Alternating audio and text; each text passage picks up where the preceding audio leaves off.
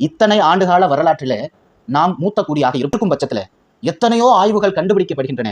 ஆனால் இந்த மண்ணுல கண்டுபிடிக்கப்பட்ட பழமையான ஆய்வுகள்ல மதங்களை முன்னிறுத்தப்படவில்லை. எந்த ஒரு மத அடையாளங்கள் கொண்டு வரப்படவில்லை. நீங்கள் அதை முதல் புரிந்து கொள்ள வேண்டும். எப்படி இஸ்ரேலர்களை விரட்டி விரட்டி இந்த தேசம் அடித்ததோ அதுபோல சமணர்களை நம்ம புரட்டி புரட்டி எடுத்தோம். பார்ப்பனத்தினுடைய ஆதிக்கத்துல அழிந்து போன ஒரு இனம் சமணர்கள்.